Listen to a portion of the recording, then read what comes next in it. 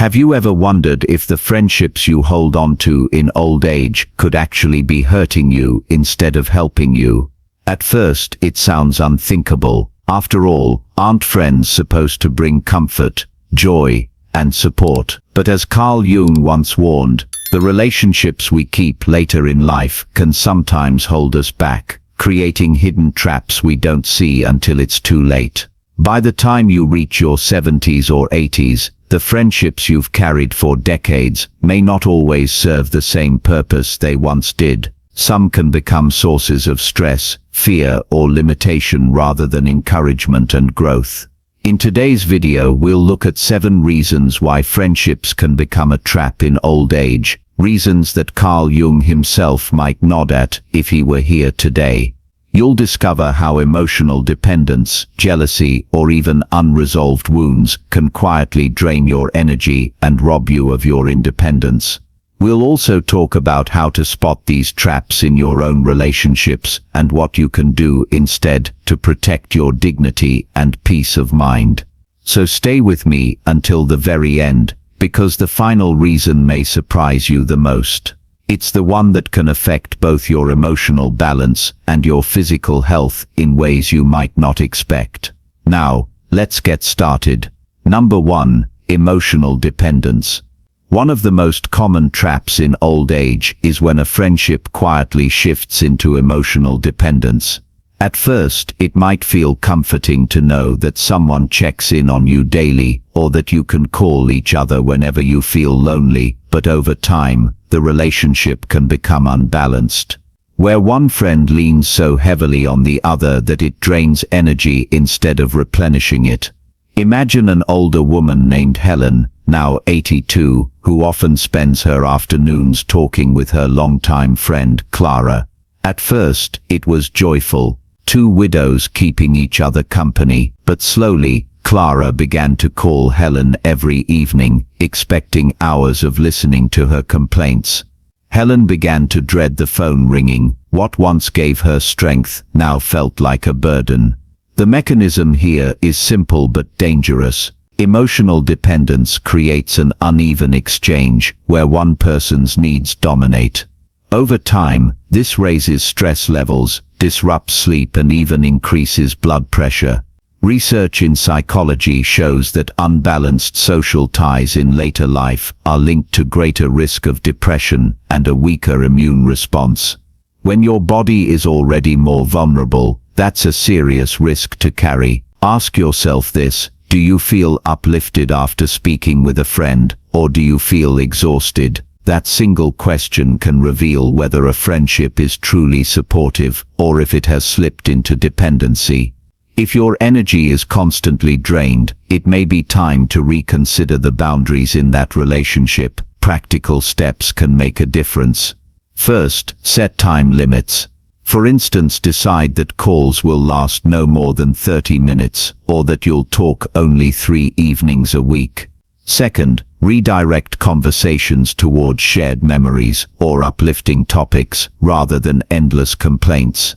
Third, expand your circle so that no single person bears the weight of your emotional life. It's not about abandoning someone, it's about protecting your own health while encouraging mutual balance. Carl Jung once wrote about the importance of individuation, the process of becoming your true self. In later years, that means refusing to let someone else's needs overshadow your own. Emotional dependence may look like friendship, but in reality it can chain you down just as much as loneliness can. True friendship should give you wings, not weigh you down. Number 2, financial entanglements. Another trap that creeps into friendships in old age is when money becomes part of the equation. At first, it may seem harmless. Perhaps a friend asks for a small loan, or you agree to cover lunch because they forgot their wallet. But over time, these little favors can grow into expectations. Before you realize it, your friendship has shifted from mutual trust into a financial burden. Take the example of Robert, age 78. His friend Jim often hinted at needing help with bills. Robert, generous at heart, kept giving just this once. Years later, Robert realized that Jim saw him less as a companion and more as a safety net. Their friendship, once based on laughter and fishing trips, had turned into a one-sided arrangement of obligation and guilt. The psychology behind this is well documented. When money mixes with personal relationships, boundaries blur. The giver may feel resentful, while the receiver may feel entitled. Stress hormones rise and worry about finances, already a common concern in retirement, deepens. For older adults on fixed incomes, even modest financial entanglements can erode security and peace of mind. Ask yourself, do you ever feel uneasy when a friend brings up money? Do you hesitate to answer the phone, fearing it will lead to another favor? These are warning signs that financial dependence is distorting the relationship. To protect yourself, practice 3 safeguards. First, keep money and friendship separate. Decide in advance that you won't lend or borrow among friends, except for trivial amounts you're prepared to never see again. Second, be transparent about your own financial limits. There's no shame in saying, I need to manage my retirement carefully. Third, if a friend insists on money talk, redirect toward resources that can truly help, such as community programs or counseling services. Carl Jung emphasized the importance of integrity and individuation, reminding us that real connections cannot survive if they are bound by hidden debts or unspoken resentments. A friendship built on financial entanglement is not a friendship, it's a transaction disguised as loyalty. In old age, when dignity and independence are more precious than ever, that kind of trap can rob you of both. If you're still watching this video and finding these insights valuable, please comment number 2 below to let me know you're here. And if you haven't subscribed yet, I recommend you subscribe and turn on the bell so you don't miss any videos. Your support helps us continue creating good content to inform and inspire you. Now, let's move forward. Number 3, emotional dependency. Another trap that often forms in later life friendships is emotional dependency. It starts quietly. A friend calls often to talk about their loneliness, grief or fears. You want to be there for them, and of course, empathy is the heart of friendship, but slowly the balance tips. Instead of companionship, it becomes counseling. Instead of sharing joys and struggles equally, one person carries the other's burdens almost every day. For someone like Margaret, age 82, this became exhausting. Her friend Alice leaned on her constantly, expecting hours of listening, reassurance and problem solving. Margaret noticed she no longer felt uplifted after their chats. Instead she felt drained, as if she had been robbed of her own energy and peace. Psychologically, emotional dependency creates imbalance. Human beings need mutual exchange, not one-way support. Jung spoke about individuation, the process of becoming a whole self, but when we let a friend's needs overwhelm our own, we stall in our personal growth. This isn't compassion anymore, it's entrapment, because you begin to neglect your own needs to preserve theirs. Ask yourself, do you feel anxious when the phone rings because you know it will be another long, heavy conversation? Do you find yourself censoring your own struggles because you don't want to add weight to theirs? These are signals that the relationship has slipped into dependency rather than partnership. There are healthy ways to handle this. First, set limits with kindness. Say, I care about you, but I also need time to rest. Second, encourage professional support. Many older adults benefit from counselors, support groups, or spiritual guidance, places designed to handle heavy emotions. Third, balance the relationship with shared joys. Suggest activities that lighten the mood, such as gardening together, attending a local senior event, or watching a classic movie. True friendship in old age should not feel like a constant rescue mission. It should feel like companionship where both give and both receive. Protecting your emotional space isn't selfish, it is necessary for dignity and inner peace. Jung warned that clinging relationships can smother individuality, and when we lose our individuality, we lose the very essence that makes our friendship meaningful in the first place. Number 4. Old wounds resurfacing. Friendships in later life sometimes awaken conflicts or rivalries that were buried long ago. What was once a small disagreement in your younger years, a harsh word, a forgotten birthday, or a clash over family matters, can resurface when both people are older, more fragile, and less patient. For example, Thomas, 84, had a close friend from church who often reminded him of mistakes he made decades ago. Every gathering turned into a reminder of past failures, and Thomas began to dread the company of someone who once brought him comfort. Carl Jung often noted that unresolved issues from our personal history carry forward into old age if they are not fully processed. Instead of bringing peace, these relationships trap us in cycles of regret, shame, or defensiveness. What should be supportive companionship becomes a mirror that reflects your past wounds rather than your present dignity. This dynamic is particularly dangerous in old age because our emotional resilience is thinner. What might have rolled off our backs at 40 can feel deeply cutting at 80. A friend who brings up your past shortcomings, sometimes in jest, sometimes in judgment, can quietly eat away at your self-esteem and rob you of joy in your later years. Ask yourself, do I leave this person's company feeling diminished or judged? Do they consistently bring up old mistakes instead of celebrating who I am now? These are signs that friendship has become a trap, not a blessing. To break free, you must draw a firm line. Let your friend know that you no longer wish to revisit old conflicts. Say clearly, I want to focus on the present and the good things we still share. If they persist, you may need to step back. Instead, invest in relationships that honor your current season of life and see the wisdom and growth you carry today. Healthy friendships in old age should lift you into peace and purpose, not pull you back into old battles. Jung's warning reminds us that the unexamined past can dominate our present. By refusing to let old wounds dictate your friendships, you reclaim the freedom to age with dignity and strength. If you're still watching this video and finding these insights valuable, please comment number 4 below to let me know you're here. And if you haven't subscribed yet, I recommend you subscribe and turn on the bell so you don't miss any videos. Your support helps us continue creating good content to inform and inspire you. Now, let's move forward. Number 5. Dependency without balance.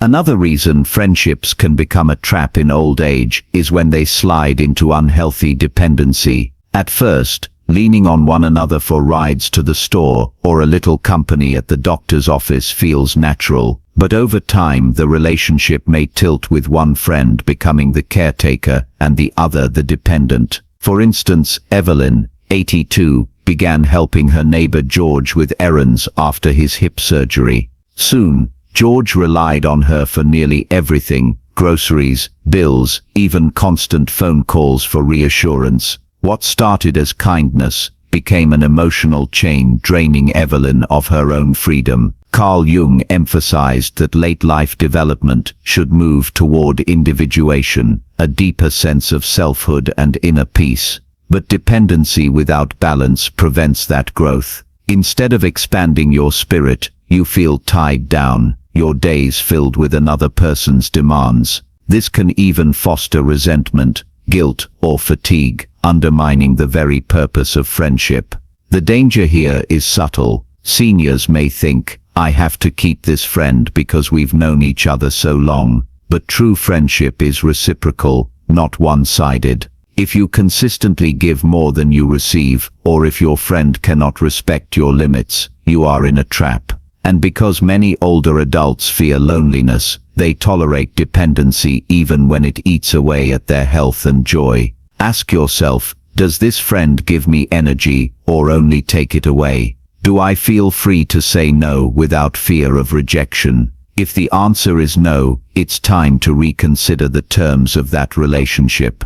The way forward is not always cutting ties, but setting boundaries. You can say, "I care about you, but I cannot be available every day."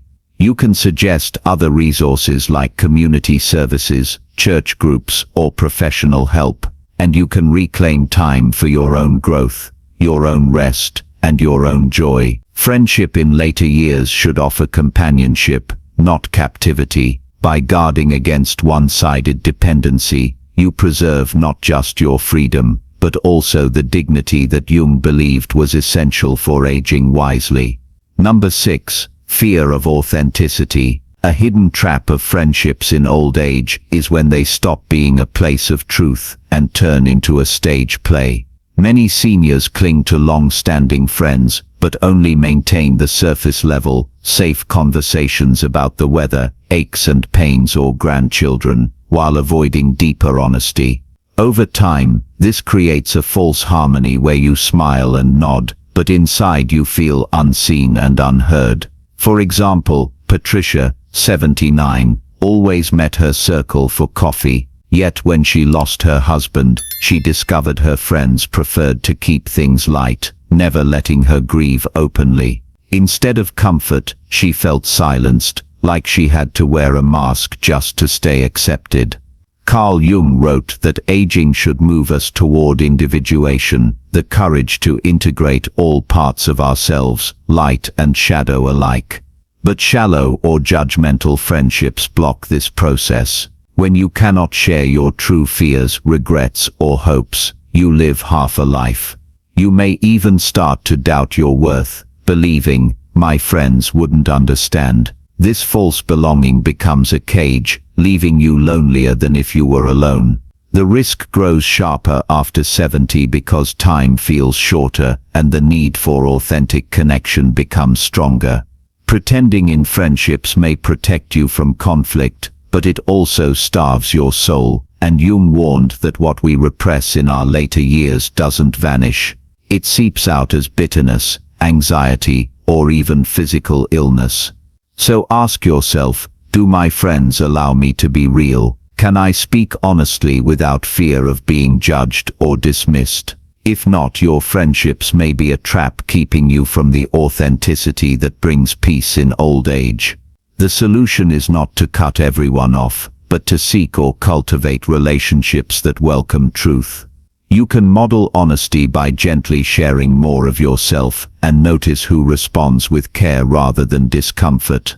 Even one genuine friendship where masks are dropped and hearts are open can nourish you more than a dozen shallow ones. At this stage of life, honesty is not a luxury, it is survival for the spirit. If you're still watching this video and finding these insights valuable, please comment number 6 below to let me know you're here. And if you haven't subscribed yet, I recommend you subscribe and turn on the bell so you don't miss any videos. Your support helps us continue creating good content to inform and inspire you. Now, let's move forward. Number 7. Loss of growth and renewal. The final trap of friendships in old age is subtle, but perhaps the most dangerous when they stop you from growing. Friendships that once gave joy can over the years become stagnant, repeating the same conversations, routines, and even complaints without change. For instance, George, 82, faithfully met his old buddies every Thursday at the diner. At first it was comforting, but over time he noticed that their talks circled endlessly around illnesses, politics, and regrets. Instead of leaving refreshed, he felt heavier, drained of hope. Yet he kept going out of habit and loyalty. Carl Jung warned that aging without renewal leaves the soul restless and unfulfilled. Old friendships can become traps when they lock you into the past, denying you the chance to explore new ideas, hobbies, or even new companions who reflect who you are today, not who you were 40 years ago. It's not about abandoning friends, but about recognizing when relationships no longer inspire growth. At 80, you need people who encourage you to keep learning, to laugh at new stories, to discover meaning in this stage of life. The risk of staying trapped is that you may confuse routine with connection. Comfort alone is not enough. It can slowly dull your mind and spirit. Studies on longevity show that seniors who engage in stimulating social interactions, like joining new groups or exploring intergenerational friendships, experience lower rates of cognitive decline and greater life satisfaction. By contrast, those who limit themselves to stagnant ties risk faster emotional and physical decline. So ask yourself honestly, do my friendships spark renewal, or do they tie me down to repetition? Do they give me permission to keep growing, or do they make me feel like life is already over? The answer will tell you whether you're living in freedom or in a trap. The good news is it's never too late. You can honor the past while still opening space for new relationships that bring fresh meaning. After all, aging should not mean shrinking. It should mean expanding into wisdom, depth, and authentic joy. And that is only possible when you surround yourself with people who let you grow, not hold you back. Final thoughts. As we've seen together, friendships in old age can be both a blessing and a trap. Carl Jung's wisdom reminds us that relationships should help us grow into wholeness, not hold us back in fear or stagnation. We explored 7 reasons why friendships can quietly become burdens: emotional dependence, unhealthy competition, fear of abandonment, toxic criticism, old wounds resurfacing, loss of authenticity, and the lack of growth or renewal. Each of these, left unchecked, can weigh on your spirit, your health, and even your sense of purpose. But here's the hope: awareness gives you freedom. When you recognize the patterns that drain you, you can choose differently. Old age is not about clinging to every tie simply because of history. It's about surrounding yourself with people who honor your dignity, respect your truth, and encourage your continued growth. Even one authentic, life-giving friendship is worth more than many shallow or toxic ones. The friendships you nurture after 70 or 80 should reflect who you are now, not just who you were in the past. Choose the companions who let you breathe deeply, share honestly, and discover joy in each new day. That is how you make your later years not a time of entrapment, but a season of freedom and wisdom. Thank you for joining us today. We'd love to hear from you. Leave a comment below and share one thing you learned today and how you plan to use it in your life. Your thoughts are important to us, so don't hesitate to share them. Reading your comments gives us great motivation and encouragement. If you enjoyed this video and found it helpful, please like, subscribe, and share. Your support helps us continue creating good content to inform and inspire you. Thanks for watching, and we look forward to seeing you in the next video.